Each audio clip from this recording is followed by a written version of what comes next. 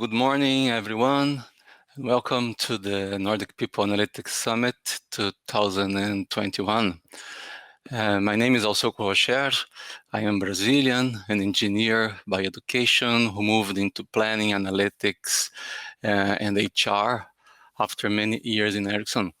Now I live in Stockholm and work as head of people analytics for business area managed services. And the reason for the title for this section was that in December, when I was invited to come and present, it was just a week of celebration of Ericsson results after a very tough year. And the word of the moment was this proud. I realized that in 2020, more than ever, there were many opportunities for us in people analytics to participate in new discussions, support our leaders to make what we call courageous and data-driven decisions. Therefore, I thought this should be worth sharing in a conference like this, at least to start some conversations. In the next 20 minutes, I will just go through 4 examples of analytics we used last year. Among many other cases, I found these 4 interesting because I don't need to bring or show any figures nor any sensitive information. The value is really or was really in the context and the engagement we had in each case. In the words of one of our leaders, one of our operations heads, everything we achieved was the result of operations, IT, HR, and real estate working together as one team. So the context and the engaging is everything in this case. This is a live section from Stockholm. It's a bit lonely here, looking at my computer, having no feedback. So I hope you just type something, say something, and put any questions and comments in the chat box. At the end of the section, I will take some minutes to read and comment. So let's go there. Very quickly, of course, introducing Ericsson. Ericsson is a global leader in providing equipments and services to telecom operators. The current leader in 5G mobile networks. Our sales in 2020 was 232 billion SEK, and we closed the year with 101,000 employees in 180 countries. I work as head of people analytics in this unit called Business Area Managed Services. This is a services and software business area.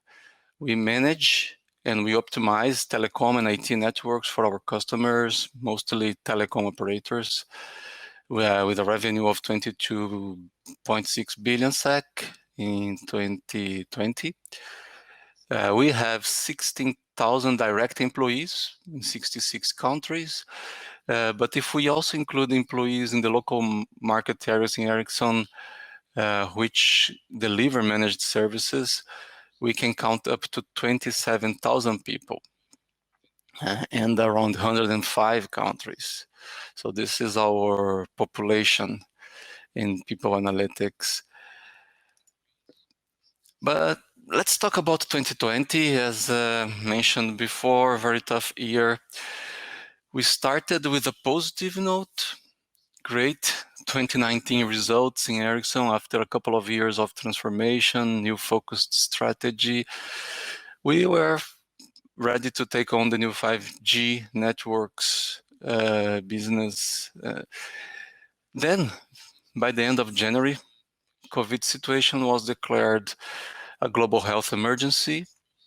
In February, already, we started seeing a spread of lockdowns, some locations having people staying away from the offices. We had to have the first decisions to limit business travels. and also the hard decision to not participate in the Mobile World Congress, the event of the year for the telecom world. Then, as the pandemic spread, by early March, Ericsson asked the employees to work from home. To work from home as much as possible and following local regulations and local lockdowns. The main guidance we got from our CEO, Bori Ahom, was to put the safety and well-being of the people first. That was not negotiable. And he reminded us that communications were more important than ever for the world. We had a critical role in the pandemic, not only to be safe ourselves, but to secure that the networks of our customers would continue up and running, so everybody would continue communicating and working wherever they are. But then the first question that came to mind, can we really be productive working from home? It's a kind of old school or kind of question. But fortunately, the technology has evolved quite a bit since the time that we were connected by cables like in this picture. But still, we should not underestimate the challenge. This is a picture of one of our global network operations center. From there, we manage multiple customer networks.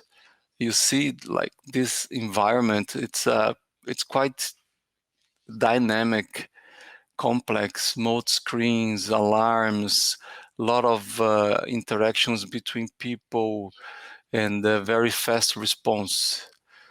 It's quite challenging to have all this set up at home or having the people spread working remotely.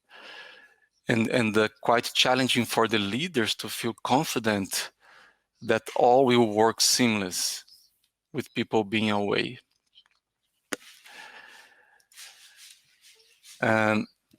Still on the context, our area managed services leads the business continuity management for the Ericsson Global Services Centers, like this one in the picture,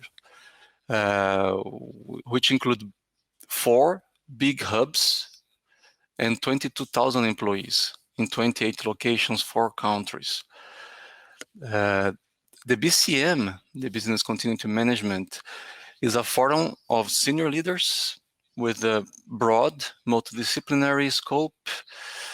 They are ready to make quick and important decisions to secure the continuation of our operations. This is the forum who can call up and put requirements in any area of the company with the right sense of importance and the sense of urgency.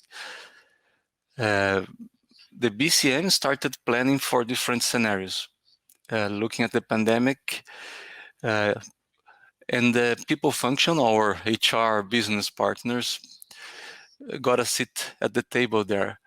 So this was the first engagement context and the place where we had many opportunities to contribute with people analytics. In this context, then I go to my first example. This first example is extremely simple, but the value was really on having the data available in the right moment and according to the needs of the moment there. The BCM was concerned with all the leaders. In that moment, with all this uncertainty, can we really be productive from home? Computers were delivered to people who didn't have computers before. Connectivity was secured by Ericsson IT, and everything was in place. But then the leaders were the ones really carrying the responsibility to support the employees that were working from home, to secure their work procedures were okay, they had the interactions they needed. So first of all, we need to understand who are these leaders, how many managers we had, where they sit, where the employees sit, and everything like that. And then the BCM asked our talent management team to develop a workshop or a training that we called the Leading in the New Normal. And that should be delivered to all managers, but with one caveat. We needed to secure that all perspectives were covered in each section. We needed to have a mix of managers participating in each section. They should be from different units and different layers of the organization. This way we would secure, like during these workshops, the leaders in the higher levels would understand the situation and the reality of the leaders in the lower levels. They would share the concerns and they would really have useful discussions. So our work in workforce analytics was quite simple.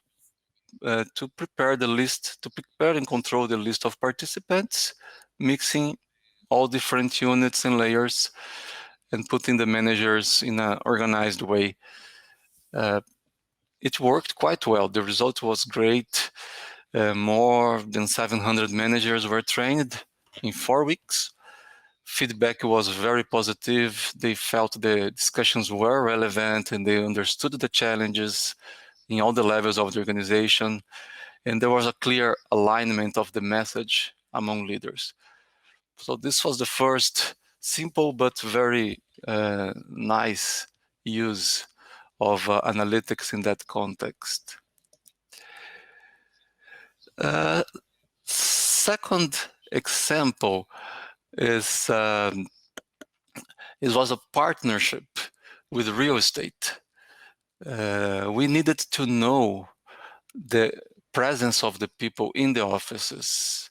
Having an organization spread like in 28 offices, 4 countries, we didn't really know which units were going to the offices or not. There was a dynamic environment. In China, they were locked down earlier and they returned to office earlier than in any other places. But there were some surges back in some cities. So we needed to monitor who were going to the office, how was the presence there in the offices for our population. We started manually. We didn't have that in the beginning. Manually with support from local HR, getting these lists, consolidating weekly reports of which units were present and so on. And then until with this partnership with real estate, we managed to connect the HR data, HR live data with the office's access systems and the security systems. And then we could get these daily readings, online daily readings of any of the offices in our scope there. From that, we could continue monitoring, we could continue making decisions, securing they were executed accordingly by the different units, and detecting some unexpected events in certain cities. So second example, really partnership with the real estate people. The third example, a bit more complex but a bit more on our grounds, back to the productivity context. The question was really how to measure and mitigate the risk for the reduced productivity along with the people motivation due to the remote work. Would people remain motivated? Would people remain productive? What were the risks? What were the gaps? Here it's important to understand that productivity is broader than people analytics. Productivity starts with our operational reports, the work tickets, the contract fulfillment, work level agreements, service level agreements, the deliverables that we have to our customers. also from the feedback from the customers, the escalations from the problems, how the customers are getting, what's the perception of the customers of our service. And then also the self-assessment, the self-evaluation from the employees, if they feel they are productive, the perceived productive, the perceived ability to keep focus on the customer, focus on the work. Also the conditions, the work conditions they have, the stress levels because of the changes and the needs. So the two first ones were done via the normal business channels and the normal operational channels. The third one via employee surveys. Then let's talk about the employee surveys. Ericsson ran as a global 4 employee surveys in 2020. 2 were regular ones, the normal periodic surveys we run that we call voice surveys. The other 2 were extra COVID surveys. First of all, as we heard from many other companies in other discussions, other conferences, there was overall a positive rating of satisfaction by people working from home. Majority of people was happy being home. Majority of people also felt more productive from home, mainly because they could save the time they used to spend commuting to the office, so they could do other personal activities. They could be more flexible in all these things. But besides these ratings and how they feel better or not, we really wanted to know what was behind the ratings, what was in the comments, and we got lots of comments. We got like 65,000 comments in 4 surveys. And this 65 is only for the BMAS people that I'm talking about, only for the business managed service area, not the global one. So that's quite impossible to read and summarize in due time to take effective actions. At that moment, we used some technology. We used the natural language processing functionality of our survey platform that's called Glint. That one clusters and summarizes these 60,005 comments in topics and also presents us a small number of them, which are representative, prescriptive, so we can understand better behind each question of the survey what the comments are about. We also did some additional experimentation there. We partnered with the IT team, the advanced analytics team in Ericsson, and we experienced other machine learning algorithms to summarize comments, find outliers, identify overall sentiment. They call it sentiment analysis in that methodology. So that was also something on top of the normal Glint functionality we did to identify and prioritize what was more important. The results were really practical, presented back to the leaders.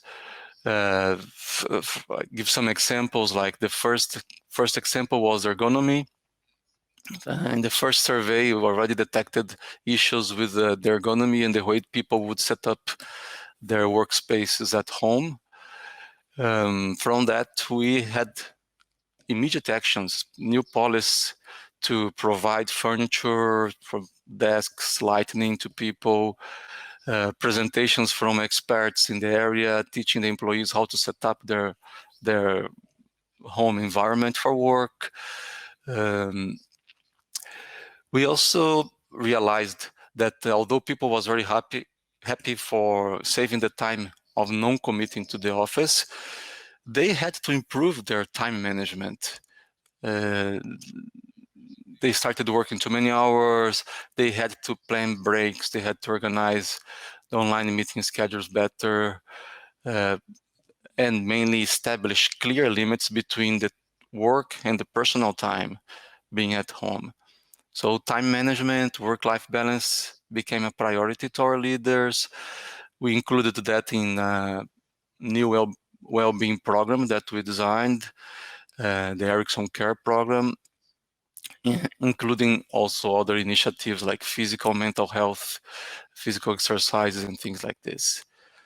We even launched our first HR chatbot, the COVID chatbot, who was trained to answer the most frequent questions that were about COVID and these policies and the topics related to the well-being.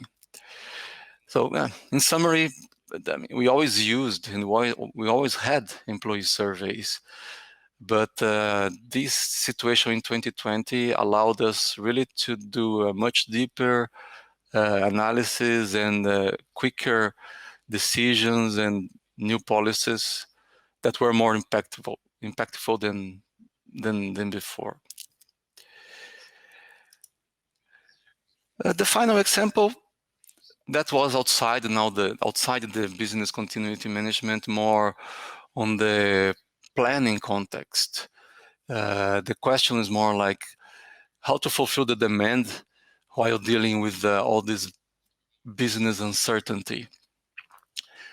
We were doing our first workforce planning cycle after the COVID outbreak around April. It was a moment of huge uncertainty.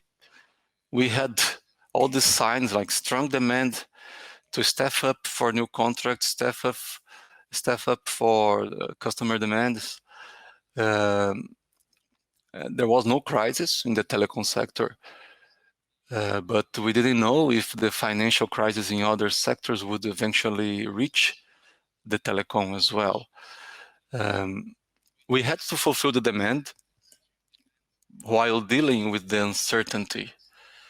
We had the message from our leaders was we had to be extra responsible in every hiring decision. Being a business services, business area managed services, our business is about people, is about services, and reskilling and redeployment is being part of our strategy. This is an example from a chart we did the year before. It was from 2019 of strategic workforce planning, where we were already planning to reduce people or reduce the amount of people available in certain job roles and looking at which job roles would be increasing in the upcoming year and how we would be fulfilling the demand in those new job roles and how much we could redeploy people from the left to the right, would redeploy people from these areas that we are going to reduce and train them, reskill them, put them in new roles. So redeployment has been in our strategy, in our operations for a while. In this planning cycle, we included some redeployment predictive analytics as well. We looked at how much of the people could be reused to secure the new demand, and how much we would really need to go to the market and hire. How many we would really need to go out to the market and hire. The result of this was nice. First of all, because we avoided an overall hiring freeze. That was the initial idea, that we should just freeze hirings, so we could show that we would not. It would not be good to just hire freeze, but we could do actions to secure. We redeploy people first, and we would go only for the really critical positions that we couldn't find internally. So we managed to avoid a hiring freeze with that. We involved our talent acquisition people, increased the programs that promoted internal mobility, internal hiring, and also our learning and development team reinforced all the reskilling programs there. Reskilling, critical skills, internal mobility were very strong topics and strong things we did during 2020. All based on the fact that we also all connected to the planning and to the strategy we agreed upon. So these were the 4 examples. In summary, we will remember 2020, very tough year, unprecedented year, full of uncertainty, full of changes, demands for new decisions. But I want to close with this quote from our CEO, from the Ericsson year report. I'm proud to be part of this team. Stay healthy and well. Thanks for listening. Thanks for the opportunity here. Hope that we can have very nice discussions during the seminar here. Let me see if there are any questions.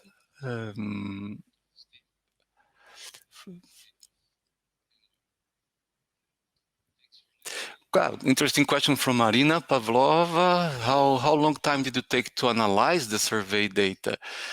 Yeah, the first analysis from Glint was about kind of a week.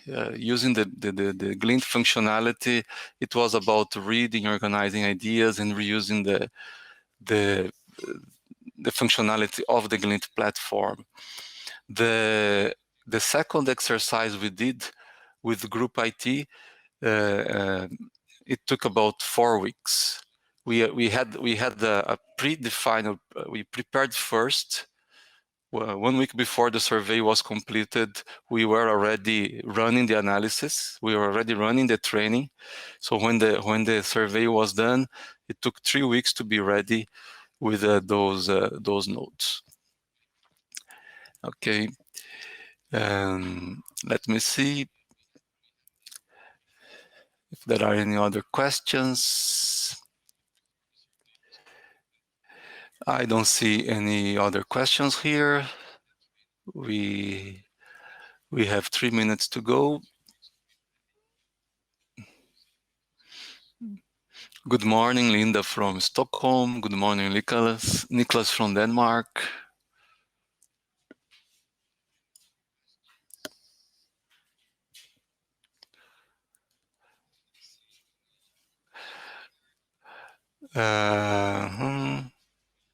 There is a bit of a delay here in the software, but I can see new questions coming in the mobile here.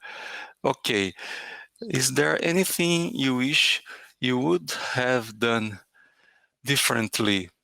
Oh, yes. I wish we could have started. I wish we could have started some analysis earlier. I wish we could have partnered earlier with real estate, for instance, from the beginning, to avoid doing manual work for so long.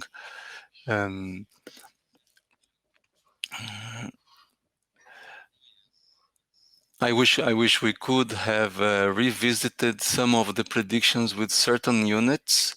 We did the analysis when you are in this environment, doing the analysis for the whole business area. Sometimes you have certain specifics in certain areas, and you don't really have time to dig into those. So really having more people doing similar analytics scale and go to each unit would be great as well. My general opinion on Glint as a survey tool. What I like about Glint is the democratization is the word that's famous now. Is how every manager or every unit has his own reports, so they can also do their own analysis. So we come with the big topics, we come with the big directives, but the managers, directors, and all the groups, they can also do their own analysis and come with their own actions. So this is what I yeah, this is what I like about that tool the most. Yeah, that's what I like about the tool. How did we build the chatbot? I have to pass that question. It was our IT people with some other people in the HR team. I didn't have that much involvement in that one. I just know that we provided the topics and we helped to train the bot. Okay. And the question if the sentiment changed from the first surveys to the last, that's a great question. And I think we can close with that. That was a great question. Really, the sentiment changed and we could see the results of the policies we did. As we did policies quickly, we could see that the furniture at home worked out. People was getting better in that sense. And we could also start tuning better our time management, our work-life balance programs, as it came again in the second surveys and the third surveys, with some different or more details of what was happening. So yes, the nicest thing was to see that you have time to apply policies and see the results of the policies during the same year. That's it. Thank you for your time. We are out of time now. Let's continue the discussions and have a great session, everybody. Thank you very much.